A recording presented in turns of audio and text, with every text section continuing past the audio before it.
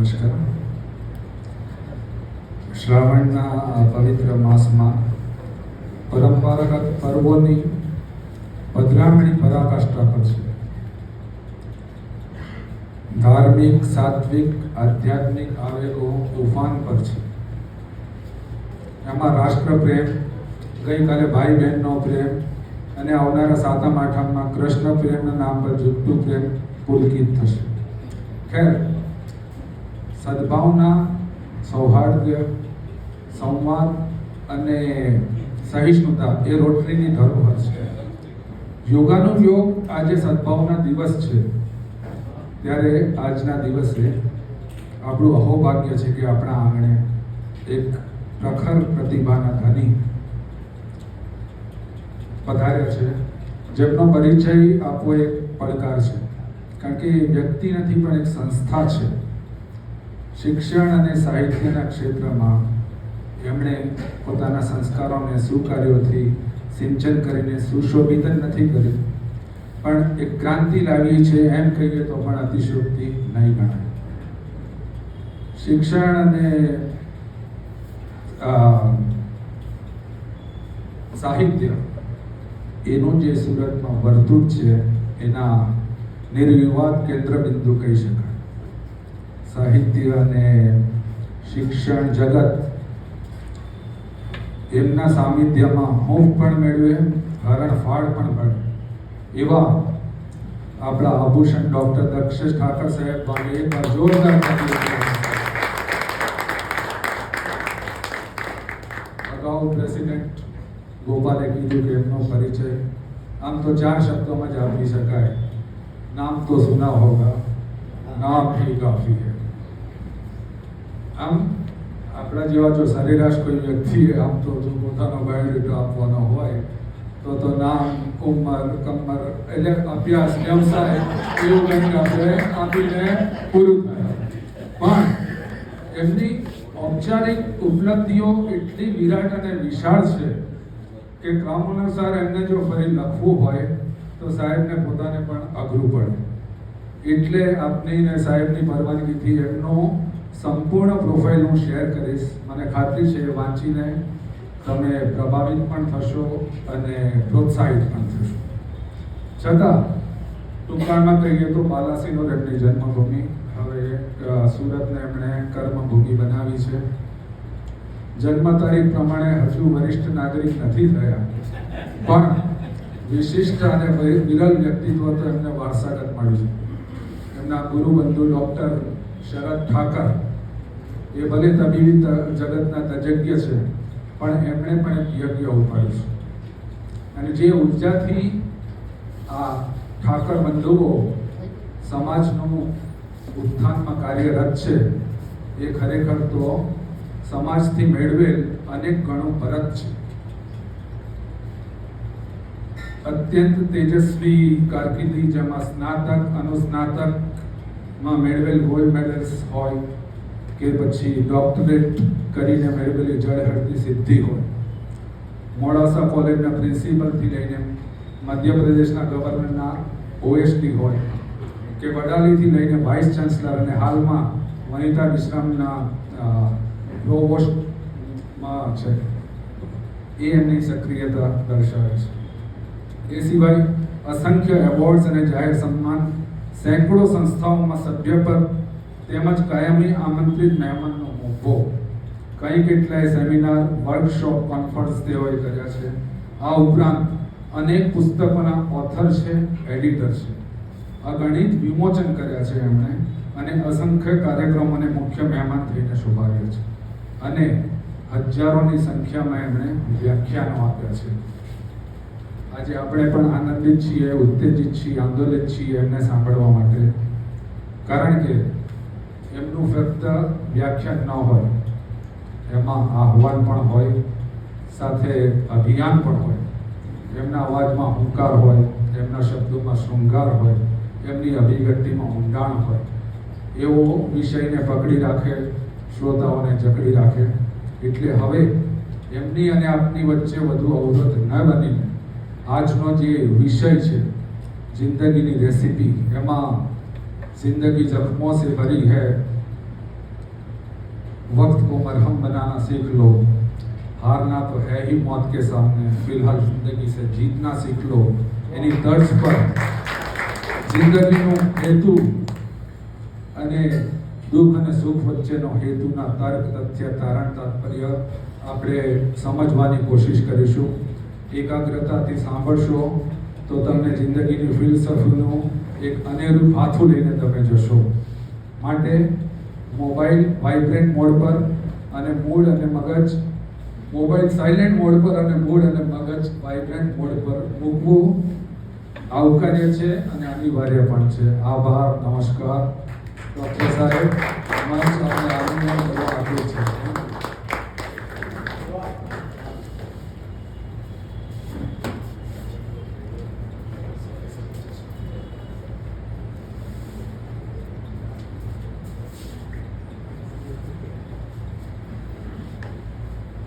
અત્યંત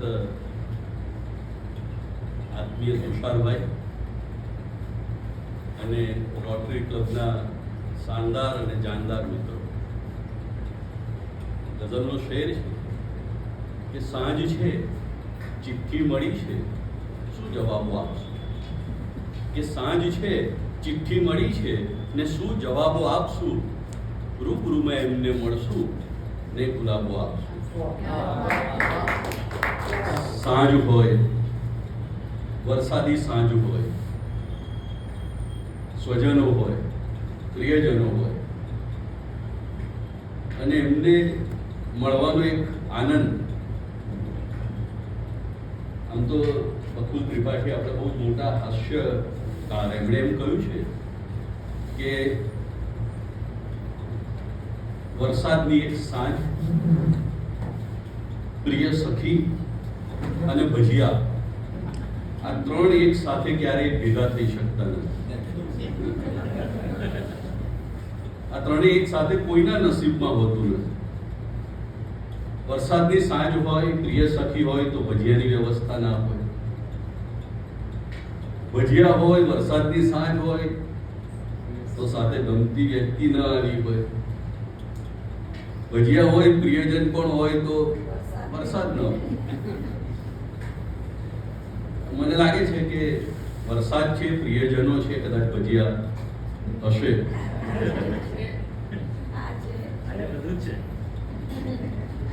તો એવી એક સાંજે આપણે ભેગા થયા છીએ. મારો સરસ મજાનો પરિચય નિકુલભાઈએ આપ્યો, બહુ રાજી થયો. ક્યારેક આવી વસ્તુઓ કાનને ગલી પછી કરાવતા હોય છે,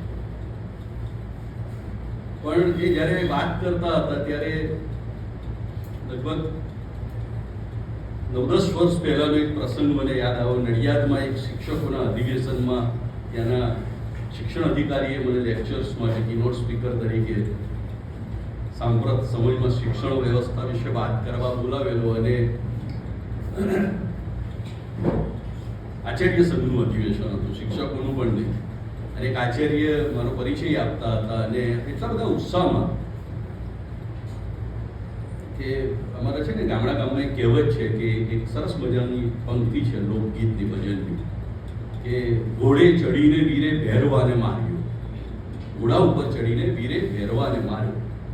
તો માણસો એટલા બધા ઉત્સાહમાં આવી જાય તો કે વીરે ચડીને ઘોડે ભેરવાને માર્યો. આમ ઉલટથી ક્યાં થઈ જાય ખબર ના પડે. એટલે પેલા આચાર્ય મિત્ર સંચાલન કરે કે આચાર્યોનું અધિવેશન, અને મારો પરિચય આપતા કે આજે આપણી વચ્ચે સ્વર્ગસ્થ અને બનેલી ઘટના, મેં એમને બધું બોલવા દીધું. પછી હું બોલવા ઊભો હતો ત્યારે મને કહ્યું કે હું અત્યંત ઉદ્વેગમાં છું, પીડામાં છું, દુઃખમાં છું. મને એવું થયું કે આજે હું અહીંયા ન આવ્યો તો સારું, એમ કરીને મેં શરૂઆત કરી લેક્ચર્સ. મને દયા આવે છે. આચાર્ય અધિવેશન છે કે આચાર્યોનું અધિવેશન છે. પણ મેં કહ્યું એમ કે એક છેડે આવા અનુભવો થાય છે ને ક્યારેક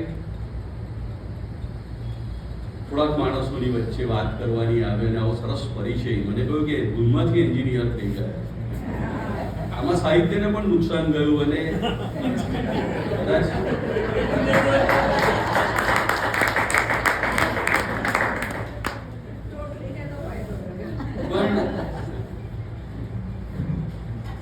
મજા આવે. અને પેલા ડાયરાવાળા કહે છે ને, આમ ઘરનો ડાયરો હોય ને ત્યારે કેમ કે લગભગ 80% વ્યક્તિઓ એકદમ જેમણે મને ખૂબ પ્રેમ આપ્યો છે, ચાહ્યો છે અને સુરતમાં રહેવાની ફરજ પાડી, એ બધા મિત્રો નીતિનભાઈ, ડૉક્ટર વિક્રમભાઈ ને બધા છે. એટલે આમ એમ થાય કે ઉમળકાથી નાની વાત જો કરી શકીએ, પણ પછી મને તરત જ એવું થાય કેમ કે પ્રમાણમાં છેલ્લા 1-2 વર્ષથી કોરોના પછી મેં થોડુંક એક જુદી દિશામાં મનને વાળ્યું છે અને બોલવાનું થોડુંક ઓછું કરું. કેમ કે મેં એટલા બધા કાર્યક્રમો 6 વર્ષમાં કુલપતિ હતો ત્યારે કર્યો છે કે કદાચ એ રેકોર્ડ હશે સુરત. પણ સરેરાશ દિવસના 3 કાર્યક્રમોમાં હાજરી આપી છે. પણ થોડા હોય ત્યારે પણ મેં કહ્યું કે આપણા પોતાના હોય ત્યારે હૃદય ખોલીને ખુલ્લી વાત કરવાની એક મજા પડતી હોય. અને હું હંમેશા કહું છું, મારું બહુ જાણીતું વિધાન છે કે મમરાની ગુણ હોય પણ હીરાની તો પડીકી જ હોય. એટલે હીરાની પડીકી જેવા તમે લોકો બેઠા છો. અને પછી તરત મને એવું થાય કે મેં કહ્યું ને એટલા માટે પણ તુષારભાઈ જવાનું બહુ મન નથી થતું કે કોલસાના વેપારીઓ પાસે જઈને હીરાના પહેલ વિશે ચર્ચા કરવાની આવે ને તો બહુ અઘરું લાગે. સમજદાર માણસો હોય, થોડું ઝીલે, માત્ર પાત્ર નહીં, એની પાસે પાત્રતા પણ હોય. પાત્ર તો બધા પાસે હોય છે, પણ બધા પાસે પાત્રતા નથી હોતી. પાત્રતા ઊભી કરવી પડે. પાત્ર તો જન્મ સાથે મળે, ઇનબિલ્ટ હોય, પણ એ પાત્રની સાથે પાત્રતા ઊભી કરવી એ બહુ સામાન્ય ઘટના નથી, સામાન્ય વાત નથી. એટલે સમજદાર હોય ત્યાં જવાનું મન થાય. એટલે પાછી એ પણ પીડા આપે કે સમજદારોને સમજાવવાના જે સમજીને બેઠા છે. એટલે અણસમજ હોય ને જેનામાં, અશિક્ષિત હોય, ભણેલો ના હોય, બિલકુલ સમજ ના હોય, એને સમજાવવું બહુ સહેલું છે. પણ લીધા પાડેલા હોય ત્યારે એને તો પહેલું ઘૂસવું પડે. પેલા કમલા બાદકની ઘટના છે ને, એમ કે એ શીખવા માટે મારે એમ કે તમારી પાસે આવવું છે, ઉસ્તાદ પાસે ગયા અને એમ કે મારી ફી 1000 રૂપિયા છે. તો મેં તો 500 સાંભળી છે ને. તો કે 500 તો મારે શીખવવાની ફી છે, પણ તું પહેલા જ્યાં ગુરુ પાસેથી શીખીને આવે ને એને પૂછવા માટેના 500 રૂપિયા છે. પહેલા તો મારે એને તારે તું શીખીને આવ્યો છે એને પૂછવાનું છે મારે. એટલે મેં કહ્યું એમ મજા પડતી હોય છે આ બધી વસ્તુની. ચોમાસાની ઋતુ છે, ચોમાસું આ વખતે લાંબુ છે, થોડું વધુ લાંબુ થાય એવી આપણે અપેક્ષા રાખીએ છીએ. કેમ કે એક દિવસ વરસાદ ના આવે તો ગરમી, ઉકળાટ અકળાવી મૂકે. અને એવું કહે છે કે ચોમાસાની ઋતુમાં જેટલું વાવીએ તેટલું ઉગે. દરેક ઋતુનો એક ગુણધર્મ છે. એમ ચોમાસાની ઋતુનો પણ એક ગુણધર્મ છે કે તમે જે વાવો તે ઉગે. પણ જેટલું ઉગે તે બધા છોડ કે વૃક્ષ બને એવું નથી બનતું. જેટલા છોડ કે વૃક્ષ હોય બધા છોડ ઉપર ફૂલ આવે કે ફળ આવે એવું પણ નથી હોતું. ફૂલ પણ આવે, ફળ પણ આવે, પણ બધા ફૂલ સુગંધિત ન હોય, બધા ફળ મીઠા ના હોય એવું પણ બને. અને છતાં ખેડૂત વાવેતર કરતો રહે છે એક આશા સાથે, વિશ્વાસ સાથે કે હું જે વાવું છું તે એક દિવસ ચોક્કસ ઉગી નીકળવાનો. આ વિશ્વાસ સાથે હું વાત કરવાનો છું. તમે પણ એ વિશ્વાસ સાથે સાંભળજો. મેં હમણાં કહ્યું કે બહુ બુદ્ધિશાળી સાથે વાત કરવાની તકલીફ એ છે કે અને મને આપણા સમાજની ટ્રેઝરી મને જે 4-5 બાબતોમાં લાગે છે, એમાંની પહેલી એ છે કે મને એમ લાગ્યું આમ શેની ક્રાઇસિસ લાગે છે. મેં કહ્યું કે યાર બેસવું કોની જોડે, આ મોટી ક્રાઇસિસ છે. કોની સાથે બેસવું? હૃદય ગોષ્ઠી ઉમાશંકર જોશી જે શબ્દ પ્રયોગ કરે છે, કર્ણમૂળ પાસે જઈને કરવામાં આવતી વાત, એવું શબ્દકોશ કહે છે. તો એ જે ગોષ્ઠી છે કોની સાથે કરવી, કોની સાથે આમ હૈયું ખોલીને વાત કરવું એમ. એની સાથે વાત કરે છે તો બીજે જ દિવસે એનો જુદી રીતે ઉપયોગ કરે ત્યાં સુધી પણ વાંધો નથી, દુરુપયોગ કરે છે એવા અનુભવો તમર આવી જાય આવી ઘટનાઓ, અને એ આપણા બધાના જીવનમાં બને. પણ પછી મેં સાહિત્ય વાંચ્યું છે એટલે મને ખબર પડે કે યાર સૌથી વધારે પીડા કોણ આપે? જે સૌથી વધારે નજીક હોય છે. આપણો પાડોશી આપણને નડે, પાકિસ્તાન વાળો કે ભરૂચ વાળો માણસ તો ભરૂચમાં જે આપણને ક્યાં નડવા આવવાનો છે? એટલે તમે જુઓ કે પ્રેમ અને પીડા એ એક સિક્કાની બે બાજુ હોય. મેં એક વખત હું અભ્યાસ કરતો હતો, એમએ માં ભણતો હતો, અને મારો લેક્ચર હતો. મારા ટીચર એ સમારંભમાં બેઠા હતા, અને મને આમ બહુ આમ અંદરથી મજા ના પડે, આમ ધ્રુજારી આવે કે સાહેબ આપણા બેઠા હોય ને કંઈ, અને એવા કે તો આમ મળીએ એટલે પહેલું એમ પૂછે કે નવું કયું પુસ્તક વાંચ્યું. પહેલું વાક્ય એમનું આ જ હોય. આજે પણ એ પણ નિવૃત્ત થઈ ગયા છે, હું પણ નિવૃત્ત થઈ ગયો છું, પણ મળીએ એટલે કે છેલ્લે શું કયું પુસ્તક વાંચ્યું? એટલે તૈયારી સાથે જ એમને મળવા જવાનું. એક પુસ્તક તો છેલ્લું એવું વાંચવાનું કે એમને કહી શકાય કે આ વાંચવું, એટલા માટે પણ વાંચવાનું. પણ એ બેઠા ત્યારે મેં કહેલું કે પ્રેમનું એક જ પરિણામ છે, અને એ છે આંસુ. આપણે તો પ્રેમ આનંદ મેળવવા માટે કરીએ છીએ, અને જગતનો ઇતિહાસ તપાસજો, એમાં કોઈ દિવસ પ્રેમ શ્રેષ્ઠ પ્રેમીઓને એ હીર રાંઝા, લૈલા મજનુ, સિરી ફરહાદ, તમે ઇતિહાસના પાનાઓ ઉખેડી નાખજો, પુસ્તકો ફેરી વળજો, લાઇબ્રેરીઓ ઢૂંઢી નાખજો, તમને ખબર પડશે કે ક્યારેય કોઈને પ્રેમમાં આનંદ મળ્યો હોય એવું બનતું નથી. પ્રેમની ચરમસીમા આંસુ સિવાય કશું નથી, અને આપણે છતાં પ્રેમ કરીએ છીએ કેમ કે આપણને આંસુ આવે છે એની ખાતરી પણ આપણે કરવાની હોય છે. આપણી આંખો કોરી નથી, હૈયું અને આંખો બંને ભીના થાય છે એ આપણને પોતાને ખબર પડે, એટલે આપણે બીજાને ચાહીએ છીએ, બીજાને પ્રેમ કરીએ છીએ. પણ હું પેલી વાત કરતો હતો કે બહુ જ આમ સમજદાર બેઠા હોય ને ત્યારે બહુ મુશ્કેલી પડે, કેમ કે એ લોકો બહુ જ તર્ક કરતા હોય, લોજિક.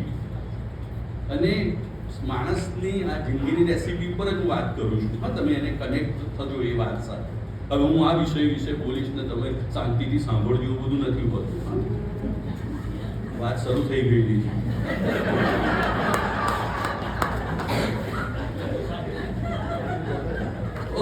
ના, એટલે આવું બધું હોય છે ને, એમ કે હવે વડાલી હતો, ભલે રેકોર્ડ થાય મને વાંધો નથી, કેમ કે સત્ય ઘટના છે, પણ હું વડાલી ઈડર પાસે પ્રિન્સિપાલ હતો કોલેજમાં, અને મારા પ્રેસિડેન્ટ તકસી હડિયોલ સાહેબ બાપુ દરબાર, એ વખતે તો ભાજપના એ જિલ્લાના પ્રમુખ પણ હતા, અને મોદી સાહેબને બહુ જ એકદમ રાઈટ થઈને મને સાહેબે ત્યાં મોકલ્યો હતો વડાલી પ્રિન્સિપાલ થવા માટે.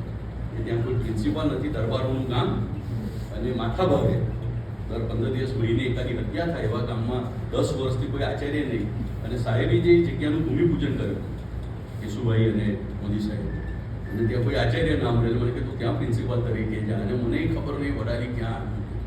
આપણે તો પડ્યો બોલ ઝીલવાનો, એટલે હું પાછું ત્યાં ગયો, અને 5 વર્ષથી અમે કામ કર્યું. તો અમારા પ્રમુખ એ દરબાર કસી હડિયોલ છે, અને બહુ પ્રેમાળ બાપ જેવો પ્રેમી માણસ છે. મને છૂટો ના કરે.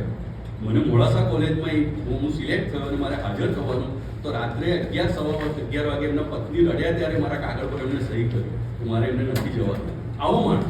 પણ એક દિવસ અમે શાસ્ત્રીય સંગીતનો કાર્યક્રમ, અને હું એક કોલેજ સ્કૂલના આચાર્ય દીપકભાઈ દવે, એ બંને અમે લોકો એમ કે દીપકભાઈ શોધી લાવ્યા કે આ ત્યાં કાર્યક્રમ છે અમદાવાદ, ઘરની બેઠક, અને અમે લોકો ત્યાં ગયા, અને હમણાં મૂકી દો ને તો સારું, હમણાં થોડીક વાર મૂકી દે, અથવા તો એકને આપી દો એક લાઈનમાં, તો બધા પછી પહોંચાડે, જરૂર પડે. સાંભળવામાં તરસ ઓછી લાગતી હોય તો, અને એ તરસ જરૂરી છે, લાગે સાંભળવાની પણ એક તરસ હોય છે. પણ એટલે અમે લોકો ગયા એ કાર્યક્રમમાં, અને જવાના હતા, એટલે અમે બાપુને કીધું કે ગાડી હતી, ખાલી ગાડી, 2 માણસ, ડ્રાઈવર, એટલે કે બાપુ લઈ આવવા છે સાથે. અમારા પ્રમુખ એટલે મને તો રાજીવ થાય, અમને સાથે વાતો કરતા કરતા જઈએ ને એમને મજા આવશે, આપણે સંભળાવીએ શાસ્ત્રીય સંગીતનો કાર્યક્રમ. એટલે અમે લોકો ગયા, બેઠક શરૂ થઈને લગભગ 1.5 કલાક થયો. 20 માણસ જ ઘરમાં એક જણની બેઠક, અને આમ તાનપુરો વગાડે, તાર અને મજા, બધા એકદમ ભાવ વિભોર. અને પેલા બાપુ આ માગા પાછા થઈને બધું જોયા કરે થોડી વાર. મને બી એમ થાય કે અમને કેમ મજા નથી આવતી. એ તમને તમાકુ ખાવાની આદત, એટલે એક વખત અમારું કરીને થોડી તમાકુ પણ મૂકી એમ. એટલે એમનાથી રહેવાયું નહીં. લગભગ પોણો કલાક પછી કાર્યક્રમ પૂરો થવાનો હતો, એટલે કેટલીક આ લોકો શરૂ ક્યારે કરશે. અને મને એટલું બધું હસવું આવ્યું કે કાર્યક્રમ ડિસ્ટર્બ થયો. હું તો પછી કાર્યક્રમમાં આવ્યો જ નહીં, હસતો મને રહેવાય જ નહીં કે કાર્યક્રમ તો બાપા ક્યારનો શરૂ થઈ ગયો. પણ પેલી વાત કરતો હતો, તર્ક છે ને, એટલે આપણા જીવનની સૌથી મોટી મુશ્કેલી મારી દૃષ્ટિએ, હા હું ખોટો હોઈ શકું, કરેક્ટ કરીશ તમે કોઈ કહેશો તો, પણ આપણા જીવનની સૌથી મોટી મુશ્કેલી એ હોય તો એ છે કે આપણે તર્કથી જીવીએ છીએ, લોજિકથી જીવીએ છીએ. દરેક જગ્યાએ તર્ક કામ નથી આવતા, તમને મુશ્કેલીમાં મૂકે છે તર્ક. તર્ક બહુ વિચિત્ર વસ્તુ છે. એટલે હું બહુ બુદ્ધિશાળી માણસો પાસે પણ વાત કરવામાં ડરું છું, કેમ કે તરત તર્કથી પકડે. ના આ તો આમ નહીં, આ તો આમ. હવે આ શું કહેતા હતા, આ તો આમ એમ કરીને. એટલે અમારા વક્તાઓમાં પણ એવી ટેવ હોય, બોલવા જઈએ 2-3 જણા હોય એટલે પછી અથવા તો કોઈ આયોજક હોય કે કેમ કે સાહેબે જે આ વાત કરીને એની આગળની વાત હું તમને કરું. એટલે પોણો કલાક મેં જે છોડ્યું તો શું હતું, અને આગળની વાત તારે કરવાની હતી તો તારે કરી નાખવાની હતી. મને શું કરો, તમે જોજો, તમે તો સર્વે કેટલા બધા કાર્યક્રમો તમે લોકો જાઓ છો બીજા બધા, પણ એમ કે હવે એમને જે કહ્યું ને, પણ એ એના આગળની એક વાત કે આ લોકો તર્ક કરે. અને તર્ક બહુ વિચિત્ર વસ્તુ છે. એટલા માટે હું તમને એક ઉદાહરણ આપીને વાત કરું કે વિશ્વના મહાન તર્કશાસ્ત્રીએ લખેલી આ ઘટના છે. એ લખે છે કે એવું બન્યું કે એક વખત એમ કે એમના જીવનમાં કે એક મિત્ર એમને મળવા માટે, અને એટલો બધો જીવનથી ઉદાસ. અને તમે જોજો કે જે લોકો સંવેદનશીલ છે ને, જે લોકો વિચારશીલ છે, એ લોકો દુઃખી છે. જે વિચારે છે, જે સમજે છે, જેનામાં સમજણ છે, જેનામાં સંવેદનશીલતા છે, સમાજમાં એ જ લોકોને તમે દુઃખી જોશો, ઉદ્વેગમાં જોશો, મજા નથી આવતી. કંઈ છે નહીં જીવવા જેવું ગયા કરશે. કેમ કે દરેક વાતને સંવેદનાથી જીવે છે. એ ઈચ્છે છે કે હું જે રીતે ઉપર ઉઠીને આ જગતને જોઉં છું, વ્યક્તિને જોઉં છું, ઘટનાને જોઉં છું, એ રીતે સામેવાળો માણસ કે મારી બાજુવાળો માણસ પણ એ રીતે આ વાતને લે.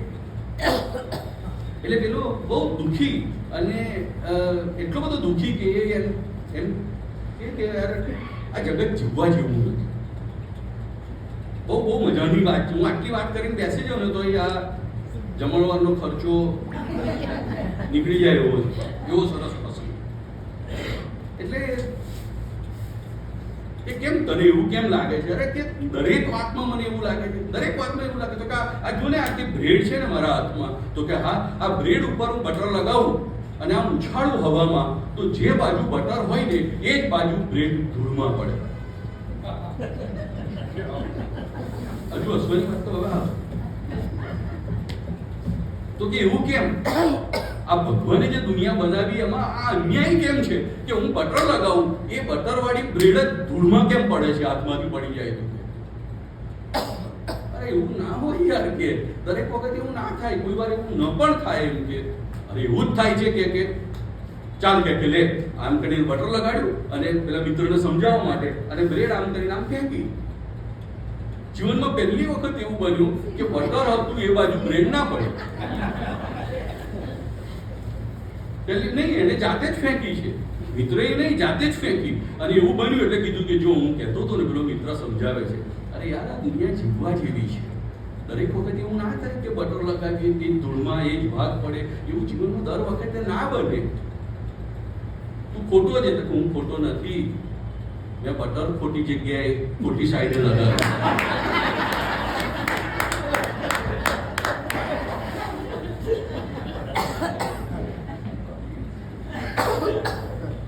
તર્કશાસ્ત્રી છે ને સાહેબ, એ મને તો વિશ્વનો મહાન તર્કશાસ્ત્રી કે હું ખોટો છું જ નહીં, પણ મેં બટર બ્રેડની ખોટી સાઈડે લગાડી.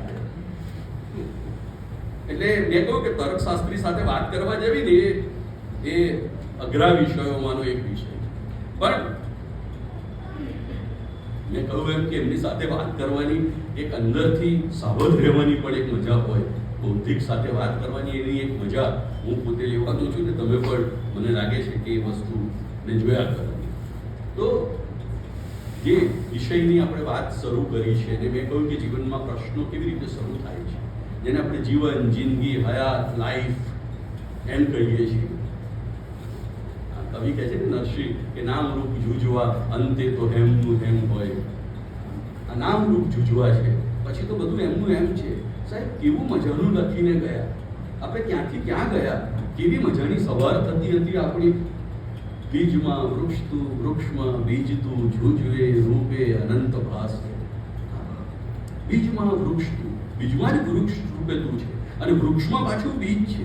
શું ફિલોસોફી સાહેબ, કેવી સાદગીથી આ માણસ વર્ષો પહેલા આ વસ્તુ લખી ગયો અને પછી લુંગી ડાન્સ આવે આપણે.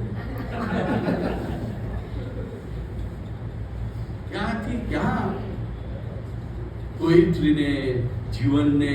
ગુલજાર સાહેબ સાથે મારી બેઠક થયેલી, અમે લોકો મળ્યા ત્યારે કોટરમાં સવારનો નાસ્તો કરતી વખતે અમે લોકો વાત કરતા હતા ત્યારે મેં આમ કે મને બધા જ આ પ્રશ્ન પૂછે છે, મને કે તે પણ પૂછ્યું. મેં કહ્યું કે ગુલજાર સાહેબ તમે मैंने हमने देखी है उन आंखों की महकती खुशबू.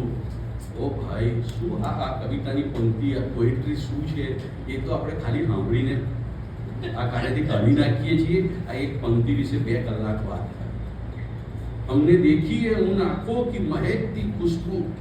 खुशबूને દેખાય નહીં, ખુશ્બુ એટલે સુગંધ, એને સુગંધ આવે. પણ માણસ પ્રેમમાં હોય ને ત્યારે ઇન્દ્રિય વ્યત્યય, એવું ગુજરાતી ભાષામાં તમને ખબર પડશે દવેભાઈ. ઇન્દ્રિય વ્યત્યય એટલે તમારી ઇન્દ્રિયો યોગ્ય કામ ના કરે. માણસ પ્રેમમાં હોય ને એટલે મારા તો એક મિત્ર આદમ ટંકારીની ગઝલનો શેર છે કે તારી ગલીના લેમ્પ પોસ્ટ પર 60 વોલ્ટનું ફૂલ ખીલે છે. એટલે ડલ્લોપી સપના ઉડે છે, ડલ્લોપી સપના ઉડે છે ને સઘળી ટ્રેનો ત્યાં થોભે છે ને તારી ગલીના લેમ્પ પોસ્ટ પર 60 વોલ્ટનું ફૂલ ખીલે છે. એટલે આ લાઈટના થાંભલા પર ફૂલ ના ખીલે. 60 વોલ્ટનો બલ્બ હોય પણ માણસ પ્રેમમાં હોય અને પ્રેમિકાની સોસાયટી પાસેથી પસાર થતો હોય તો લાઈટના સિમેન્ટના થાંભલા ઉપર સળગતો 60 વોલ્ટનો બલ્બ પણ એને ફૂલ ખીલ્યું હોય એવો લાગે. આ પ્રેમ, બાકી બધું પ્રેમ. પ્રેમ આ છે, તમને ઉપર તળે કરી નાખે, તળે ઉપર તમારી ચેતના તમને કામ જ ના કરવા દે. તમારે એટલે કે ને મારું મગજ ઠેકાણે નથી, એમ નથી કે તતી હા ભાઈનું મગજ ઠેકાણે નથી, તે આ કેવું બધું અંદરથી તમને તોડી ફોડી નાખે. અંદરથી કોઈ જાસો આપે. મારો રમેશ પારેખ કહે છે અંદરથી કોઈ આપે છે જાસો, અંદરથી જાણે મને કોઈ તોડી નાખે છે. અમરેલીનો મારો કવિ કહે છે. અરે પોએટ્રીમાં જીવનની કેવી સરસ વાતો. તમે કોઈને ચાહો છો સાહેબ, કોઈને પ્રેમ કરો છો, કોઈ શહેરમાં તમે જતા હો અને આપણને 10, 15, 20 વર્ષ પછી લાગણીઓ છે સાહેબ. મારો એક મિત્ર છે, એક જ વખત એની સાથે કોલેજમાં ભણતી એક છોકરીને એને એમ કીધું હું તને ચાહું. બહુ ડાયો છોકરો, મારો જીવનનો સૌથી નજીકનો મિત્ર, અત્યારે તો વિદેશમાં છે અમેરિકા. પણ એક જ વખત એ છોકરીને કહ્યું હું તને ચાહું છું. બસ વાત ખતમ થઈ ગઈ અને એનો હાથ પકડીને હાથ ઉપર એક કિસ ચોંટાડી દીધી, એને પપ્પી કરી લીધી છે. પછી એને ક્યારેય પેલી છોકરી બીજે પરણી ગઈ. આજ તારીખ સુધીમાં એ છોકરો પરણ્યો નથી. હું એને વારંવાર બોલે કે આવું ના હોય યાર, આવું જ હોય, તને નહીં સમજાય, મને સમજાય, આવું જ હોય. એક છોટી રીતે ચુંબન કર્યું હોય ને એના આધારે જીવી જનારા લોકો છે સાહેબ, એ પ્રેમ છે. અને રોજ ચુંબનો કરીને જીવતા ના આવડે એવા લોકો છે. મારો ચંદ્રકાંત બક્ષી એમ કે સારા આજના પુરુષની સૌથી મોટી મુશ્કેલી એ છે કે ઓફિસમાં સેક્સની વાત કરે અને ઘેર આવીને ટેક્સની વાત કરે.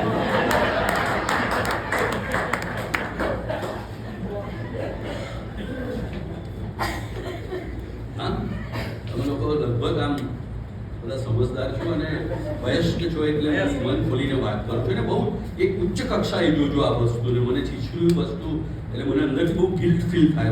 હું કરું તો મને ચેન ના પડે.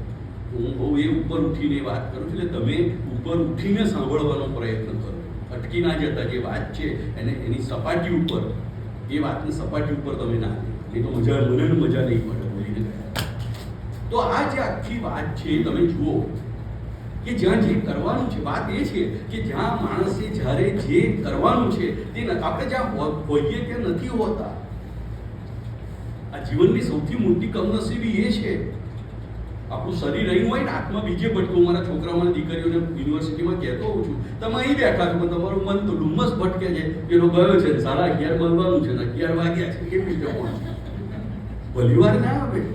શરીર અને આત્મા એક સાથે આપણું નથી હોતો. આ જીવનનો વિપર્યાસ. જીવનની જો કમનસીબી કોઈ કહીએ, પ્રશ્નો બધા એમાંથી જ ઊભા થાય છે કે શરીરની ડિમાન્ડ કઈ જુદી છે, શરીરની ઈચ્છાઓ જુદી છે, શરીર વિચારે છે બીજું કશું, અને માણસ જીવે છે એ બીજું જ કશું જીવે છે. જાણે માણસ કોઈ બીજાનું જીવન જીવે છે. શરીર પોતાનું છે પણ માણસ જાણે બીજાનું જીવતો હોય એ પ્રકારનું જીવન માણસ જીવે છે. એ સૌથી મોટા એના પ્રશ્નો છે. એટલે એ જીવનને આપણે કેવી રીતે જોઈએ, એ જીવનને આપણે કેવી રીતે લઈએ અને કેવી રીતે જીવીએ. જીવવું, જીવી ખાવું અને જીવી જાણવું, આ 3 શબ્દો તમારી સામે છે. મોટા ભાગના લોકો જીવે છે એટલે જીવે છે એમ. તમે એને પૂછ્યો તો જીવું છું એમ, એટલે આમાં શું પૂછવાનું એમ કે તમને મગજ બગજ છે એટલે શું પૂછો એવું કે જો ગુસ્સાવાળો કોઈ હોય એ જીવું છું એમ, બસ એ જીવે, બીજું કઈ જ નહીં. હું ઘણી વાર કહું કે હવા આ વૃક્ષ ઉપરથી ખરી પડેલા પાંદડા હોય ને એને કઈ દિશામાં જવું એ નક્કી નથી કરી શકતું. વૃક્ષ પોતાના પાંદડા કઈ દિશામાં મોકલવા એ નક્કી નથી કરી શકતું. એ હવા નક્કી કરે છે. જે તરફની હવા એ તરફ પાંદડા જતા હોય છે. જવું કે એ તરફ જવું એ એનું નસીબ કે કમનસીબી હોય છે. એ ડિસાઈડ નથી કરતું મારે કઈ તરફ જવું. એમ ઘણા લોકોનું જીવન કઈ પવન આવે જીવે છે, બધા જીવીએ છીએ. અને કેટલા લોકો એવી રીતે જીવે. કેટલાક લોકો જીવી ખાય છે, એ પાછા થોડાક પ્રમાણમાં છે. એ બે જ પ્રવૃત્તિ કરે છે, ખાઈને જીવે છે અને જીવીને ખાય છે. હું મોદીભાઈનો ફોન આવ્યો ત્યારે પૂછવાનો હતો મને. ડૉક્ટરે તો વાત કરી મને કે 70-80 માણસો હશે, એટલે 81 માણસનું રસોડું બનાવ્યું છે, એટલે 80 માણસ હશે. પણ એટલે મને તરત ખબર પડી ગઈ કે આમાંથી મારે 20-25 માણસો સાથે વાત કરવાની. ઓડિયન્સ કયું કેટલું હશે એ ખ્યાલ આવી જાય તમે જો સચેત તો હોત. તો એ ખાઈને જીવે, જીવીને ખાય. બે જ પ્રવૃત્તિ. આમ પ્રવૃત્તિ એક જ, પણ બે પ્રકારની પ્રવૃત્તિ એ કરે. બહુ જ થોડા એવા માણસો છે કે જે જીવી જાણે છે. આ જીવી જાણવું ને સાહેબ, એ બધાના હાથની વાત નથી. મારો લાભશંકર ઠાકર નામનો કવિ તો એમ કહે છે કે આ મારા હાથ એ પણ મારા હાથની વાત. તમે નક્કી કરો કે મારે કોઈના હાથ નથી. આમ મારે તો અનુભવ થયા છે બધું. કોઈ એજ્યુકેશનમાં પણ હતો, યુનિવર્સિટીમાં હતો, કોલેજમાં પ્રિન્સિપાલ હતો, અને હું બહુ હોકી લઈને ફરતો સાહેબ. આ યુનિવર્સિટીમાં લોકોને ખબર છે આજે બી મારી ગાડીમાં દંડી હોય, દીકરીઓ છે તો પણ પડે છે સાહેબ. છોકરીને ના મરાય મારી વાર્તા નહીં. મારી દીકરીને જે કરું તે કરું. આ મને નથી ગમતું તે નહીં ચાલે. તો નક્કી કરીએ કે મારે હાથ નથી ઉગામવાનો, અને સામેવાળી વ્યક્તિ કોઈ એવી ભૂલ કરે કે આપણે આમાં હાથ બાંધી દીધો હોય સાહેબ પાછળ, અને છતાં એવી પેલી વ્યક્તિ બોલે કે એવી કોઈ ભૂલ કરે તો આપણો હાથ છૂટી જાય, એના કાન ઉપર તમાચું પડી જાય. એટલે મારો કવિ કહે છે કે આ મારા હાથ એ પણ મારા હાથની વાત નથી. આ હાથની વાત ના હોય તો જીવન આપણા હાથની વાત ક્યાં છે? તો જીવવું, જીવી જાણવું, આ જે વાત છે એ મને લાગે છે કે બહુ દૂરની વાત છે. પણ કેવી રીતે તમે વ્યાખ્યા કરી શકો? આ બધું તમે કેવી રીતે નક્કી કરી શકો? યાદ રાખજો કે ખિસ્સું ભરેલું હોય અને પેટ ખાલી હોય ત્યારે જિંદગીની વ્યાખ્યા જુદી છે. બીજું વાક્ય તમે સમજી ગયા. પણ ખિસ્સું પણ ખાલી હોય અને પેટ પણ ખાલી હોય, એના માટે જિંદગીની વ્યાખ્યા, એના માટે કોઈ ફિલોસોફી કામ નથી આવતી. એટલે જાવેદ અખ્તર સાહેબે કહેલું હમણાં એમના ઇન્ટરવ્યુમાં કે યાર જો માણસ છે ને તમે ચાંદ બતાવશો ને કે આ ચાંદ કેવો લાગે છે, તો કે રોટી જેવું. કોઈ વિધવા સ્ત્રી હશે, એને તમે પૂછશો અરે તમને સરસ લાગે છે, તમને પ્રિય વ્યક્તિનો ચહેરો દેખાય છે, ચાંદ સા ચહેરા, પણ કોઈ વિધવા સ્ત્રીને પૂછશો જે 28, 30, 32, 35 વર્ષે જેણે પોતાનો પ્રિયતમ ગુમાવી દીધો છે, પ્રિય પાત્ર ગુમાવી દીધું છે જીવનમાંથી. મારો કવિ રાવજી લખે છે, રાવજી પટેલ ડાકોર પાસેનો, મારી આંખે કંકુના સૂરજ આટલા ગીત જેણે લખ્યું છે એ લખે છે કે મારા ખેતરના સેઢે ઢીલા ઉડી ગઈ સારસી, માં ઢોચકીમાં છાસ પાછી રેડી દે, અને એ રમણા બળદોને હવે અડે જોતરીશ નહીં, ઉગી જવા દે મારા ગળા લગી ઘાસ, પડી રહેવા દે મને મવડાની છાઈ તળે, મારા ખેતરના સેઢે ઢીલા ઉડી ગઈ સારસી. આ ખેતરનો સેઢો, આ જીવતર, જીવતર એટલે ખેતર નહીં, સારસી એટલે સારસી નહીં. ચક્કો અને ચક્કીની વાર્તા નાનપણમાં શીખવાડી. એક હતો ચક્કો, એક હતી ચક્કી, ચક્કો લાવ્યો ચોખાનો દાણો, ચકલી લાવી દાળનો દાણો, એની બનાવી ખીચડી. હવે કયો ચકલો, કઈ ચકલી, કઈ ખીચડી? તમે એ જ અર્થ લો તો નહીં કામ આવે. શબ્દકોશના અર્થ ત્યાં નહીં કામ આવે. ચકલો એટલે પુરુષ, ચકલી એટલે સ્ત્રી, ખીચડી એટલે સંસારની ખીચડી પકવવાની. નાનપણથી બાળકોને એટલે કહ્યું કે સમજે મોટા થઈને, પણ ના સમજ્યા. આ વાર્તાઓ એટલે આવતી ત્યાં, કોઈ સામાન્ય વાર્તાઓ નથી. અને એટલે કાંતે ચક્રવાક મિથુન નામનું કાવ્ય લખ્યું. ચાલો એવા દેશમાં જ્યાં સૂર્ય હોય. ચકલો અને ચકલી. મને તમે ઈશારો કરી દેશો ને જ્યારે બંધ કરવાનું 5 મિનિટ નહીં? આ ટ્રેન છે ને સારી કયા પાટે દોડે છે પકડવી હોવી પડે. મારા કાબુમાં બી ના હોય. મારા હાથની વાત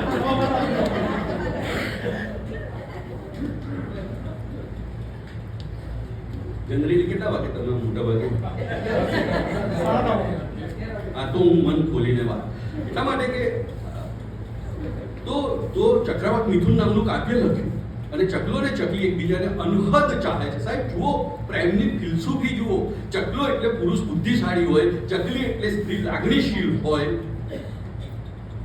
એટલે પેલા ચક્રવાક મિથુનમાં કાંત લખે છે કે ચાર ઉપરો ચકલો ચકલીને, ચકલી ચકલાને કહે છે એ તો લાગણીશીલ છે કે ચાલો એ લોકોને એક અભિશાપ છે કે 6 મહિનાનો સૂરજ અને 6 મહિનાની રાત, અને જ્યારે રાત પડે ત્યારે એકબીજાથી અલગ થઈ જવાનું. આ કુદરતનો અભિશાપ હતો ચકલાને ચકલી ઉપર. એટલે પેલી ચકલી કહે છે કે ચાલો એવા સ્થળમય જ્યાં સૂર્ય હોય સદૈવ. અરે મારે એવા પ્રદેશમાં નથી જવું જ્યાં રાત પડે, મને તારાથી અલગ. અને જો જેને પ્રબળ પ્રેમ કર્યો છે એને ક્ષણ પ્રિય વ્યક્તિથી નો વિરહ સહન નથી થતો. સાહેબ પ્રેમની આ ચરમસીમામાંથી આપણે બધા પસાર થયા છે. કબૂલીએ કે ન કબૂલીએ, એ કોઈ પણ પ્રકારની વસ્તુ કોઈ પણ વ્યક્તિને ચાહતા હોય, પણ એ કહે છે કે ચાલો એવા સ્થળમય જ્યાં સૂર્ય હોય સદૈવ, મને તું લઈને ચાલી નીકળ. હા, અને પેલો ચકલો તો બુદ્ધિશાળી છે, એટલી લાગણીથી જીવન નથી જીવાતું. એટલે ચકલો જવાબ આપે છે ચકલીને, લાંબા છે જ્યાં દિનપ્રિય સખી, રાત્રિએ નિર્ગતેવી, આ ઐશ્વર્યે પ્રણય સુખની, હાય આશા જ કે. લાંબા છે જ્યાં દિનપ્રિય સખી. હે પ્રિય સખી, સખી તો ખરી પણ પ્રિય હોવી જરૂરી છે.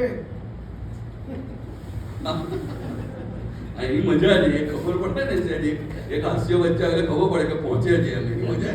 કે લાંબા છે જ્યાં દિન પ્રિય સખી, રાત્રિએ જ્યાં લાંબા દિવસો છે ત્યાં રાત પણ એટલી લાંબી છે. 6 મહિનાના દિવસ છે. પ્રેમમાં જેટલો આનંદ છે, પ્રેમનું દુઃખ એટલું પ્રબળ છે. તમે કોઈ વ્યક્તિને જેટલો પ્રેમ કરશો ને સાહેબ, જેટલું ચાહશો, એનું દુઃખ, એની પીડા, એની વેદના એટલી પ્રબળ હોય. લાંબા છે જ્યાં દિનપ્રિય સખી, રાત્રિએ દીર્ઘદેવી, આ ઐશ્વર્યે, આ જગતમાં આ ઐશ્વર્યે પ્રણય સુખની, હાય આશા જ કેવી. પ્રેમના સુખની આ દુનિયામાં આશા રાખવી નકામી છે, નકામી. તો આ આખી જે ફિલસૂફી છે, આ જે જીવન છે. અને યાદ રાખજો કે સામે રહેવું સહેલું છે, સાથે રહેવું અઘરું છે. કોઈની સામે રહેવામાં તુષારભાઈ આવા, ડોક્ટર આવા, ફલાણા આવા, હા મગનભાઈ આવા એમ બોલીને સાહેબ તું આવી એમ કહેવામાં તો શું ક્ષણની વાત, બધું ખલાસ, વેર વિખેર. કોઈની સામે રહેવું સહેલું છે, પણ કોઈની સાથે રહેવું અને સતત કોઈની સાથે રહેવું આપણે ધારીએ છીએ તેટલું સહેલું નથી. એ ચેલેન્જ. તો આ જીવનની જે આખી ફિલસૂફી છે એ બહુ જુદા પ્રકારની છે. હમણાં મારે લોકો છે ને કઈ જગ્યાએ બોલાવે સારું ડૉક્ટર કહેવાય નહીં નીતિનભાઈ. મને હમણાં આપણો પેલો સેલર કરીને પેલા બેંકનો ચેરમેન છે ભાઈ આપણો કમલેશ, તે મને સ્મશાન ઉપર તમારું લેક્ચર છે. પહેલા કે તમારે સ્મશાન આવવાનું છે. હું વાર છું. અરે સાહેબ એમ નહીં કે મને હું એવું સોરી સાહેબ કે 4-5 વાર સોરી કોઈ એવું વાર છે તો કે ના તમારું લેક્ચર ક્યાં? અરે બધું સ્મશાન ઉપર લેક્ચર.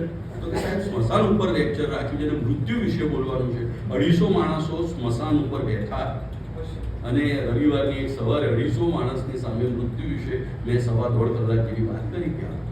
અને ત્યારે મેં કહેલું કે સામે મૃત્યુ છે, જુઓ આ યાર. આપણે કહીએ કે આ માણસ અચાનક મરી ગયો. અરે ભાઈ, શું જીવનની રેસીપીને તમે સમજ્યા? શું જીવનની ફિલસૂફીને તમે સમજ્યા? અચાનક કોઈ મરી નથી જતું. તમે એક શ્વાસ લો છો અને એક શ્વાસ લઈએ છીએ, એક શ્વાસનો જન્મ છે અને એક શ્વાસ પાછો મૂકીએ છીએ. એ એક શ્વાસનું આપણી અંદરથી થતું મૃત્યુ છે. મૃત્યુ અચાનક આવતું જ નથી.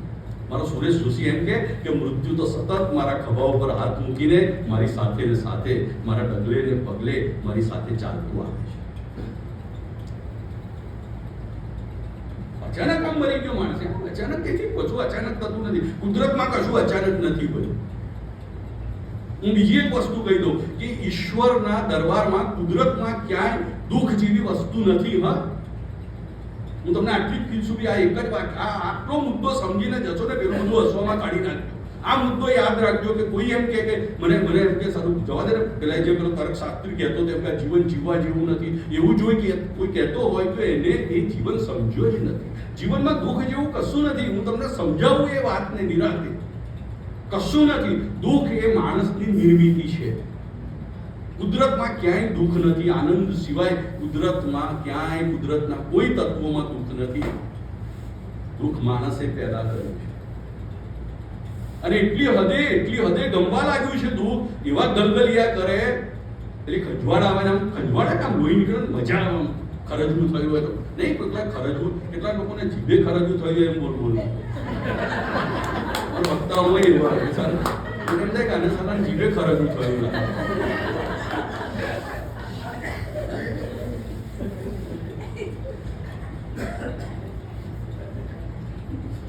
તો ત્યાં બોલવા ગયો ત્યારે મેં કહ્યું, અને હું તમને પણ કહું છું કે મરતા પહેલા એક પુસ્તક જરૂર વાંચજો, અને એ પુસ્તકનું નામ છે આચાર્ય રજનીશ ઓશોનું પુસ્તક છે, મેં મૃત્યુ શીખાતા હું. આ જિંદગીની રેસીપી જો તમારે સમજવી છે ને, અરે ભાઈ મને સાંભળવાથી કઈ નહીં થાય. હું તો ટપાલી છું. 4 અહીંથી વાત લીધી, 4 આ ચોપડીમાંથી લીધી, કોઈ 2 ફિલોસોફીની વાત લીધી અને ભસવીને ભરડી ગયો તમારી આગળ આવી. ટપાલી છું, પોસ્ટમેન છું. ઓરિજિનલ એ વસ્તુઓને વાંચજો. ઓરિજિનલ એ વસ્તુઓ પાસે જાઓ, બેસો, એનું સેવન કરો ભાઈ.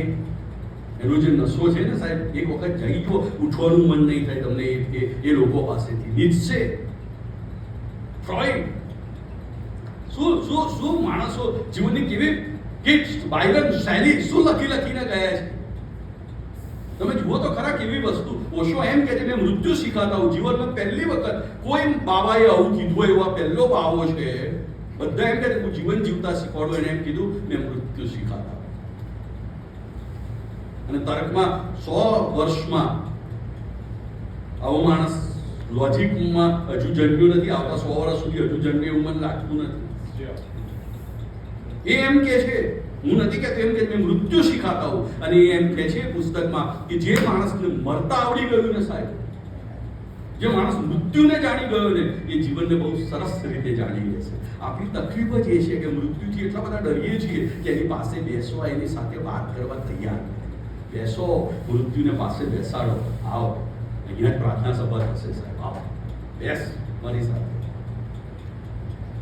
અને મૃત્યુને સાથે રાખીને જીવન વિશે વિચારશો તમે, તો તમને જીવનની ફિલસૂફી બહુ સરસ રીતે સમજાશે. બાકી તો એક ક્ષણમાં જતું રહેશે જીવન, બાજુમાંથી પસાર થશે સાહેબ, ખબર નહીં પડે. મારો કવિ કહે છે કે જિંદગીને જીવવાની ફિલસૂફી સમજી લીધી, કે જિંદગીને જીવવાની ફિલસૂફી સમજી લીધી, જે ખુશી આવી જીવનમાં આખરી સમજી લીધી. અત્યારે આ મોજ, અત્યારે આ દક્ષિણભાઈ અત્યારે આ ઘરે ગયા, ઘરે ના પહોંચે અને ગુરદો રોડ ઉપર ગયા, એક્સિડન્ટ થયો, પતી ગયા, હાર્ટ એટેક આવ્યો સાહેબ, ગુજરી ગયા. તો ગુજરી ગયા. કોઈ અફસોસ નથી સાહેબ, મૃત્યુનો કોઈ ડર નહીં. શાશ્વત ક્ષણને શાશ્વત બનાવવાની, આ ક્ષણમાં જીવો. આવતીકાલ જેવું કશું છે નહીં. કાલે હું આમ કરીશ, કાલે કોઈને પ્રેમ કરીશ, ખોટું લાગ્યું હશે તો કાલે સવારે એને કહી દઈશ સોરી. અરે આ ક્ષણ ગઈ, અત્યારે વાત કર. કાલ નહીં આવે, સવાર આંખ નહીં ખુલે એવું બનશે જીવનમાં. કેટલા બધાની આંખો સવારમાં નથી ખુલતી. સવારે આપણી આંખ ખુલે છે, કોઈ દિવસ થેન્ક યુ ગોડ એમ કહ્યું, હે ઈશ્વર તારો આભાર કે આજે તમારી આંખો ખોલી. ના ખુલે એવું તો બિલકુલ શક્યતાઓ પડેલી છે. અને એ કહે છે કે આવતીકાલ જેવું કશું નથી. આવતીકાલ આવે છે આપણી પાસે, એ આજ બનીને આવે છે અને આપણે બીજી એક આવતીકાલની રાહ જોઈએ. આપણી એક ડગલું આવતીકાલ આગળ જ હોય છે. આપણી સાથે કદમતાલ ક્યારેય આવતીકાલ મેળવતું નથી. કાલ જેવું કશું છે જ નહીં. જે છે તે આ ક્ષણને શાશ્વત કરીએ, આ સમયને જીવી લઈએ, જ્યાં હોઈએ ત્યાં હોઈએ, જે વ્યક્તિની સાથે જે ક્ષણે હોઈએ તે ક્ષણે હોઈએ, ભરપૂર ચાલી લઈએ. આના સિવાય જીવન જીવવાની બીજી કોઈ રેસીપી મારી ફિલોસોફી છે. જે કંઈ વાંચ્યું વિચાર્યું મેં જીવનમાં 30-40 વર્ષ સુધી જે જીવન વિશે વિચાર્યા કર્યું છે, તે હું વાત તમારી સાથે શેર કરું છું. મે બી હું રોંગ હોય છું. બધાને જલેબી ભાવે, રસગુલ્લા ભાવે એવું ના હોય. ગાયનું દૂધ હોય તોય લોકો બકરાનું દૂધ પીનારા ગાંધીજી હતા જ ને. બકરી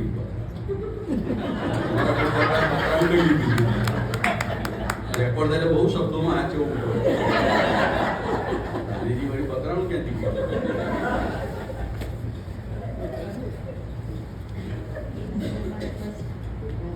તો જીવન તો કેવો નદીના વહેતો પ્રવાહ છે સાહેબ. એવું કહે છે કે તમે એકની એક નદીમાં બે વાર પગ ધોઈ શકતા નથી. કેમ કે તમે જ્યારે નદી પાણીને લીધે નદી છે, રેતીને લીધે નથી. એમાં પાણી ના હોય તે નદી નથી.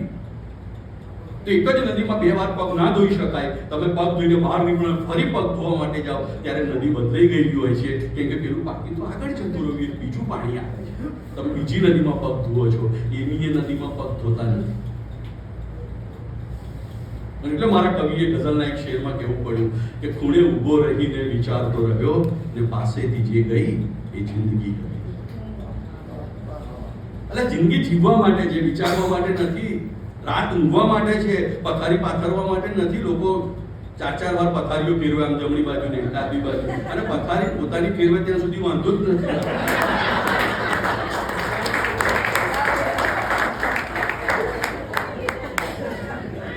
એટલા બધા લોકોને આપણે આપણી આસપાસ જોયા છે દાદા, એની જિંદગી આખી બીજાની પથારી ફેરવવામાં જ જાય. સચ્ચિદાનંદજીએ બહુ સરસ વાત કરી છે. એ એમ કહે છે કે સરો મારો એક સત્સંગી કે આમ આવે પછી અચાનક બંધ થઈ ગયું ને એ અમારા ગામનું ઉતાર દરેક ગામમાં, દરેક સંસ્થામાં એક ઉતાર હોય. એટલે એને વાંધો કાઢવા જોઈએ, બીજું કશું એને આવડે જ નહીં. એમ કે દક્ષિણભાઈનું બધું સારું, પણ કે તો ટાઈમ બધા લીધો. આ બોલવા માટે જ આવે. દક્ષિણભાઈ શું બોલે સાથે કોઈ એને નિસ્બત જ ના હોય. એટલે કે પેલો ગામનો ઉતાર એનું એક જ કામ, રોજ સવાર ઉઠીને એક નાના કાગળ લખે. મામલતદારને લખે, ટીડીઓને લખે, સરપંચને લખે. મહારાજ કે મને એક કાગળ આવે છે સવારમાં, બધાને ખબર કાંઈ એનો જ હશે.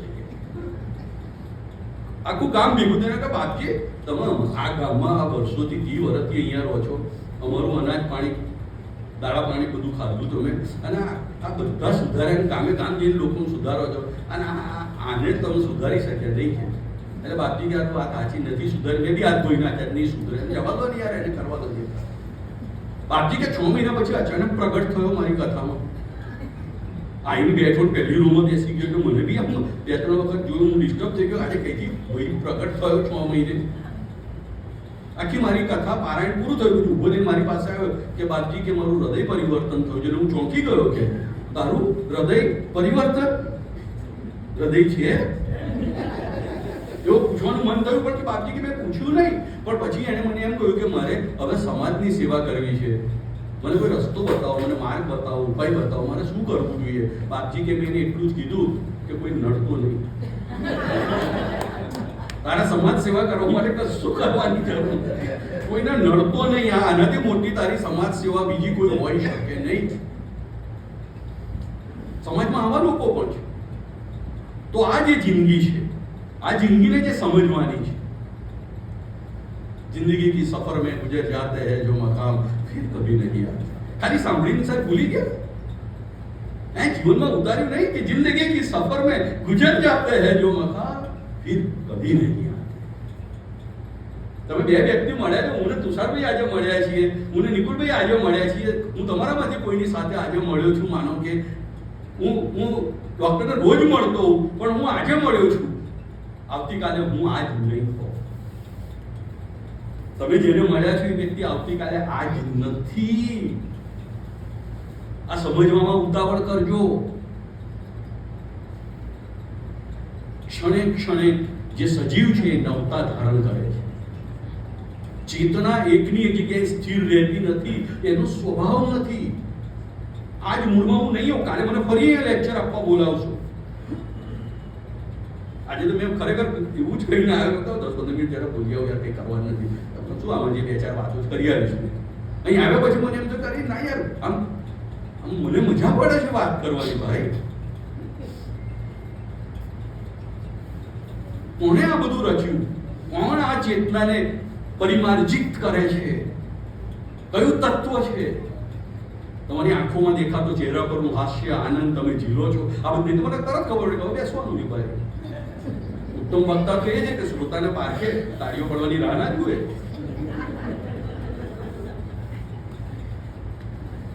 तो आप जिंदगी की सफर में गुजर जाते हैं, पसार થઈ જાય. Everything is past.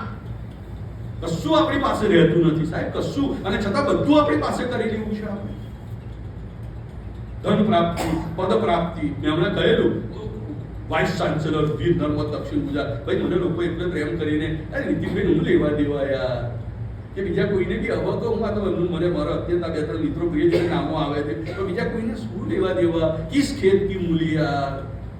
કેટલાય દક્ષેશભાઈ આવી જતા રહ્યા ભાઈ, પણ પ્રેમ કરે છે, ચાહે છે. કેમ કે દક્ષેશભાઈએ કુલપતિનો જબ્બો 2017માં દિલ્હી જુલાઈએ વીર નર્મદ યુનિવર્સિટીના ગેટ ઉપર લટકાવી દીધો અને બહાર નીકળ્યા. આ જબ્બો પહેરી જો આજે હું ફરું તો તમારે હું લેવા દેવા યાર? કુલપતિ છે તો હું હશે. કેટલાય આવી ગયા કુલપતિ. સુરતમાં જ રહેવાનું એમ લોકોએ આગ્રહ કરીને સાહેબ શહેર છોડવાનું નથી, હો તકલીફ હોય તો અમને કહેજો. અહીંયા મકાન લેવાનું, જીવવાનું અહીંયા, સ્મશાન આજ પસંદ કરવાનું સુરત ઉમરા. આવું કઈ ગયા લોકો? બોલો રહેવાનું કહેતા હું બરો અતિ ઉત્સવમાં લોકો આપણે ઉમરા સ્મશાને બતાવી ગયા. મને આપણે આટો મારી આવીએ સાહેબ, જોઈ આવીએ. લેક્ચર તો એ ઉમરા નતું, જહાંગીરપુરા. જંગીપુરા છે એના ટ્રસ્ટીઓની મીટિંગ, વાર્ષિક અધિવેશન સારી ચાલે. તો કોઈ પછી તો ભાઈ આ ભૂએ પી રૂપે દુનિયા આજ રેસીપી, પછી શું સારી ને શું ખોટી. હું આપણે ના હોઈએ પછી જગ્યા હારી હોય કે ખરાબ હોય એની સાથે શું લેવાય? મેં કીધેલું પત્ની ગમે તેટલો પ્રેમ કરે છે. મેં એકવાર જાહેરમાં કહ્યું નહીં, બેઠી પછી મને 2-3 દિવસ મારા જીવનના પકડ્યા. પછી આ બોલવાનું એની હાજરીમાં આજે લઈને નથી આવ્યો. એમ કહું કે આ 2 રિંગ મને બહુ જ ગમે છે, પણ હું મૃત્યુ પામીશ ત્યારે મારી પત્ની આ બંને રિંગ કાઢી લેવાની છે. એ સત્ય હું સમજુ છું, તમે હજુ નથી સમજતા. હું સમજુ છું. પછી એને મને કીધું હું નહીં કાઢું એમ. આવું એને કીધા પછી બી મને ખબર છે કે કાઢી.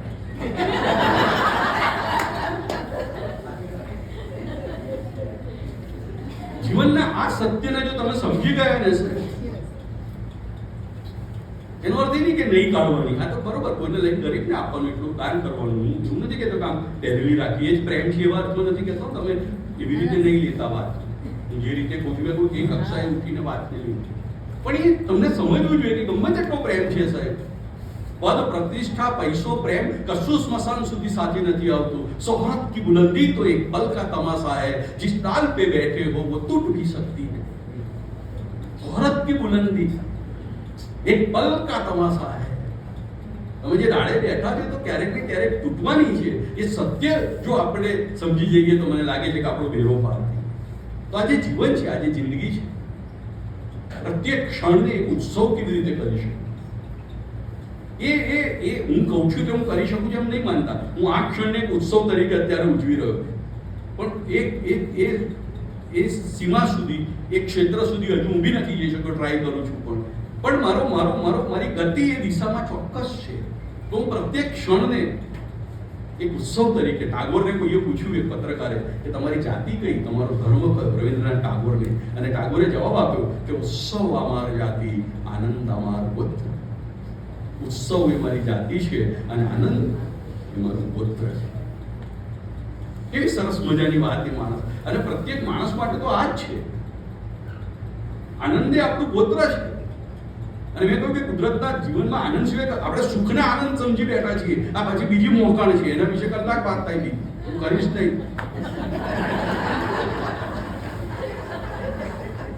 કોઈ પુરસ્કાર ના પાડી છે પેલી મને કે શું લેશો, પ્રેમ પુરસ્કારો, રોટરી ક્લબમાં બધું ઠીક છે. આ તો પેલા બાવા જેવું થાય, એટલે બાપુઓ કથામાં કહે ને કે પૈસો હાથનું મેલ છે, અહીં મૂકીને જાઓ. તમારા મેલમાંથી અમે મેલ બનાવી. હું આટલી બધી સલાહ આપું પછી કે પુરસ્કાર આપો. સાહેબ બોલેલા ને ધન પદ પ્રતિષ્ઠા કશું સ્મશાનમાં સાથે નથી. તમે બી સમજ તો યાર, તમે બોલો એ પેલા તમારી બી સમજ તો ચોખ્ખી હોવી જોઈએ કે નહીં એમ. તો આ આખી જે વાત છે એ મજાની છે. બીજી વાત કરી કે આ રેસીપી, એટલે મેં તમને કહ્યું કે આપણે આમ દુધિયાની રેસીપી, તેમાં આવું નાખો અને તમે જુઓ. મને તો ઘણી વાર હું જીવનને બહુ આશ્ચર્યથી, હું તમને વિનંતી કરું છું કે આ જીવનને બહુ જ આશ્ચર્યથી જોજો. બહુ જ આશ્ચર્ય ના ગુમાવતા. ચહેરા પરનું સ્મિત, જિજ્ઞાસા જાણવાની અને આશ્ચર્ય ક્યારેય જીવનમાંથી ઘટાડશો એ દિવસે તમે વૃદ્ધ. મારા માટે વૃદ્ધની યુવાની વ્યાખ્યા આ છે. તમને પ્રત્યેક ક્ષણે મને બોલો તમને આઘાત લાગશે, મને હજુ આશ્ચર્ય થાય છે કે હું આમ સ્વિચ પાડું, કશું લાઈટ કેવી રીતે થાય છે. બોલો વિજ્ઞાન છે, આ બધું ભણ્યો છું. હજુ મને મોબાઈલની અંદર કે વિડીયો કોલ પર અમેરિકાથી કેવી રીતે વાત થાય છે. આ વચ્ચે કશું છે નહીં ને. હજુ મને આ તમને પરમ દિવસે રાત્રે આવેલો વિચાર તમને કહું કે આ સારું શું હશે. પાછું પેલું શોધવું, યુટ્યુબ પર જોવું, આ બધું મને મજા તો છે, ખરું ચાલે. આ અચરજ જીવનમાંથી જો ગુમાવી દીધું અને ચહેરા પરનો આનંદ ગુમાવી દીધો ને સાહેબ, તો તમારી પાસે ગમે તેટલું હશે તો કશું નથી એમ વાત એમ માનજો. કેમ કે મેં અનેક ધનપતિઓને, હું બહુ કરોડોપતિઓના માણસોના બી પરિચયમાં સુરતમાં આવ્યા પછી આવ્યો છું. બરોબર, એમની સાથે બેસવાનું, વાતો કરવાનું, જમવાનું, ભેગા રહેવાનું સદભાગ્ય એવો શબ્દ હું નહીં વાપરું, પણ દુર્ભાગ્ય પણ નથી, પણ જે કંઈ ભાગ્ય મને મળ્યું છે એમની સાથે રહ્યો છું અને મેં જોયું છે. હું તમને ગેરંટી સાથે આ વાત કરું છું કે મેં એટલા બધા ગરીબ જોયા છે લોકોને કે એમની પાસે પૈસા સિવાય બીજું કશું નથી. એટલા ગરીબ લોકો મેં જોયા છે સાહેબ એમના બંગલાઓમાં કે એમની પાસે પૈસા સિવાય કંઈ નથી. બંગલો બતાવે સાહેબ, બેડરૂમ બતાવે ત્યાં સુધી વાંધો નથી. મને લઈ જઈને એમ કે સાહેબ આ મારો બાથરૂમ છે, મારે જવું હશે ત્યારે હું પૂછી લઈશ. મને કહેવું પડ્યું, મારે જ્યારે જવું હશે ત્યારે હું પૂછીશ કે આ રેસ્ટરૂમ ક્યાં છે. મને અત્યારથી ના બતાવો. અમારા બંનેના બાથરૂમ જુદા જુદા છે. તમારી પર્સનલ મેટર છે, મને શું કરવા દો. શું કરવા? તમારા બાથરૂમ જુદા છે, મને કહેવાની મને એટલા માટે બોલાવ્યો છે ભાઈ. સાહેબ રોટલા ખાવા આવો, તુરિયાનું શાક ને રોટલા બનાવીએ એમ કે, અને હું ઉત્સાહથી કઢી રોટલા ખાવા જાઉં અને મને સાહેબ બાથરૂમ વિશેની વાત કરે તો મારે રોટલા ફિક્કા લાગે, મને એની મીઠાશ જતી રહે, ખાવાની મજા નથી આવતી. કે આટલું બધું સહન નહીં થાય, આટલું બધું સાંભળ્યા પછી એક રોટલો ના ખવાય યાર, મારા બહુ મોંઘો પડે ભાઈ યાર. તો જે વાત હું તમને કરું છું કે ઉત્સવ તરીકે, એક આનંદ તરીકે આપણે જીવનને કેવી રીતે લઈ શકીએ એ વસ્તુ આપણે જોવાની. એ આનંદ જીવનની એ રેસીપી બુદ્ધને મળી. જીવનને તમે એવું નહીં માનતા કે નથી મળતી કોઈને. જીવનની એ રેસીપી મહાવીરને મળી. જીવન જીવવાની એ જડીબુટ્ટી મીરાને મળી. અને એવા કેટલા લોકોને મળી. હું તમને નામો આપવા બેસું તો બહુ લાંબી યાદી થાય.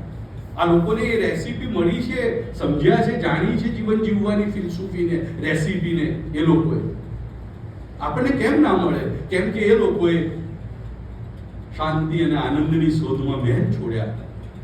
ધન દોલત છોડ્યા, આપણે એનાથી ઊંધું કરીએ છીએ. પૈસા માટે, મહેલ બંગલા માટે, ફ્લેટ માટે આનંદને છોડીએ છીએ. એટલે પછી આપણને એ વસ્તુ પ્રાપ્ત નથી થતી. એ સત્યને આપણે સમજવું જોઈએ. તો ઓશોની મેં વાત કરી તો ઓશોની એક બહુ સરસ મજાની આ પણ વાત છે જે મેં ત્યાં પણ કહેલી. મેં કહ્યું એનું પેલું પુસ્તક છે મેં મૃત્યુ શીખાતા હું. તો એમાં એણે એક બીજી સરસ વાત જે પેલી મૃત્યુ વિશેની છે. એણે એમ કહ્યું કે जिंदगी को खोजो वरना मृत्यु आपको खोज लेगी. સાહેબ શું અદભુત વાક્ય છે. આખો પુસ્તકમાંથી સાહેબ 500 રૂપિયાનું પુસ્તક ને જો એક વાક્ય મળે ને તો એમને બીજા 200 વાક્ય હું પેલા પ્રકાશકને પેલા બુક સેલરને જઈને એવું થઈ જાય મને કે શું વાક્ય આપ્યું છે કે જિંદગી કો ખોજો વરના મૃત્યુ આપકો ખોજ લેગી. મૃત્યુ તો તમને શોધી જ રહી છે. જો તમે જિંદગીને નહીં શોધો તો મૃત્યુ ક્યારેક તમને લઈને જતા રહેશે. એ વસ્તુ તમારે બિલકુલ માનવાની છે.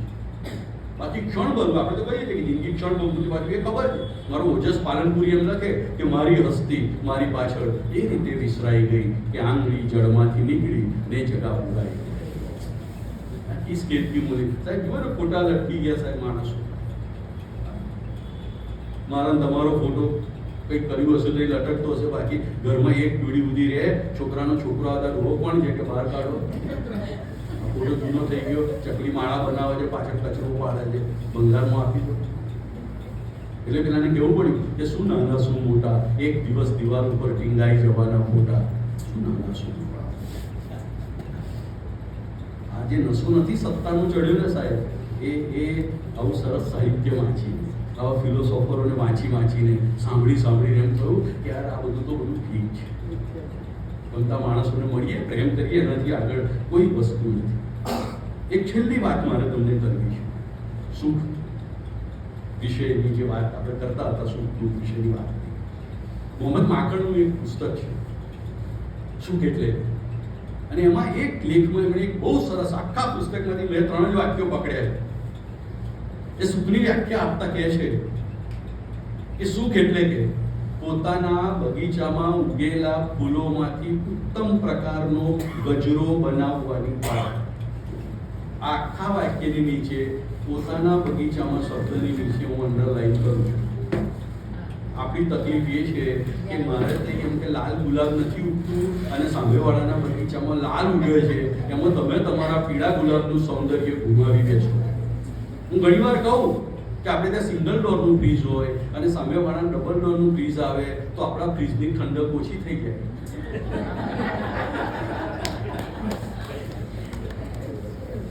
અચાનક સામે BMW આવે તો આપણી કિયા આપણને એક દિવસથી મજા ના પડે. તમે જોજો હ્યુમન સાયકોલોજી. અને માણસો તો સાહેબ ગાડી લાવે ને તો પહેલો ગાડી બહાર કાઢે. પહેલી સારા વિદેશોમાં આપણા લોકોમાં એટલી તફાવત છે એ છે કે પેલા લોકો ગાડી ચલાવતા પહેલા બ્રેક મારી જુઓ, બ્રેક વાગે છે ને આપણે હોર્ન મારી ખબર પડી જાય કે સાહેબ નીકળ્યા ઓફિસ જવા માટે. આખી સોસાયટીને ખબર પડી. અને હવે કોઈ નથી તો હોર્ન માર કરે. નો હોર્ન પ્લીઝ. ત્યાં હોર્ન મારો તો ગાળ કહેવાય કે પેલા એક ઊભો રાખે કે તમે હોર્ન કેમ માર્યો. લંડન ગયેલો સાહેબ, ઊભા રાખે અમને હોર્ન માર્યો હતો. આમ અમે 2 જણા ઇન્ડિયા વાળા ભેગા થયા, તું તો પેલા એ તું કર્યું તો અમારી પાછળ વાળો આવીને આગળથી ગાડી ઊભી, આગળ વાળાએ ગાડી ઊભી કરાવી દીધી સાઈડમાં. હોર્ન પછી પેલા સમજાવ્યા કે ભાઈ મારા પેલો ઇન્ડિયાનો જ હતો, અમારા સુરતનો જ છે એટલે હોર્ન માર્યો અને એને માર્યો એટલે મેં માર્યો. ઇટ્સ માય ઇન્સલ્ટ પેલો કહે છે. આમ એટલું બધું એને ગંદુ લાગ્યું કે હું ગાડી બરાબર નથી ચલાવતો કે તમારે હોર્ન મારવો પડે. અને આપણે તો ગાડીની પાછળ હોર્ન પ્લીઝ, ગાડીમાં હોર્ન છે કે નથી અંગૂઠો સારા હોર્ન પર જ ભાઈ શું છે સારું હોર્નમાં. આ કંપનીએ હોર્ન કાઢી નાખવો છે. મને ઘણી એવું લાગે એટલો ત્રાસ છૂટે છે. પછી હું હોર્ન મારું ત્યારે મને બી એવું થાય છે દક્ષિણભાઈ તમે બી સુધરો. આપણને બી થાય તો ખરું, પરંતુ શું કરો તમે, પરિસ્થિતિ જે હોય તો તમારે આ વસ્તુઓ કરવી પડે. તો મેં કહ્યું એમ કે પોતાના બગીચામાંથી ઉત્તમ પ્રકારનો ગજરો બનાવવાની કળા જો આવડી જાય ને, સફેદ ફૂલો છે તો એનું પણ એક જુદું સૌંદર્ય છે. લાલ નથી એનો અફસોસ, જે નથી એ નથી, મારી પાસે જે છે એને હું સરસ રીતે કેવી રીતે સંદીપ ભાટિયા નામની ગઝલ એક કવિની સરસ મજાની ગીતની પંક્તિઓ છે. મને લાગે છે કે આમ મને એને યાદ કરીને રોમાંચ થઈ જાય છે. એ કહે છે કે સખી અત્તરની સીસી, સખી તો ખબર પડે ને, હા પૂછી લો એનું વિશ્લેષણ કરો કે સખી અત્તરની સીસીમાં બી ખબર પડે. મોહું એટલે એને પ્રેમમાં પડી ગયું કે સખી અત્તરની સીસી. આટલું બધું ના સમજાવો કે કે સખી તમે એટલા રોમાંચિત થાય તો અમે પણ સામે એમ થાય ના, ના, ને કે કહેવા માંગો છો. એટલે જ હું થઉં છું. તાવજે એટલે જ હું થઉં છું, નહીં એકલા તો ના થવાય. એટલે સંદીપ ભાટિયા નામનો કવિ કેવી સરસ મજાની ગીત પંક્તિ છે. તમે જુઓ કે બહુ મજા પડશે કે અને આપણે આ સાહેબ સમજો ને આખી સુધીને હું આ રેસીપી ઊંઝા તો બધું પતી ગયું સાહેબ. દક્ષેશભાઈને હું બોલાવવાના આવડવા છે. આટલી સમજ આપણા કોઈને આપણી હું સમજ કે સખી હું પૂરું કરતો કે સખી અત્તરની સીસીમાં મોહ્યા કે સખી અત્તરની સીસીમાં મોહ્યા ને દૂરની સુગંધો પર માંડીને મીઠ અમે આંગણાના મોગરાને ખોયા.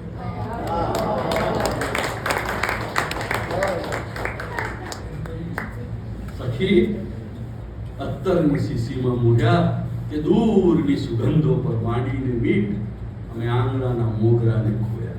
એ આંગણામાં જે મોગરા છે એ આપણા અમે ગુલાબો ખીલે ને બારીઓમાં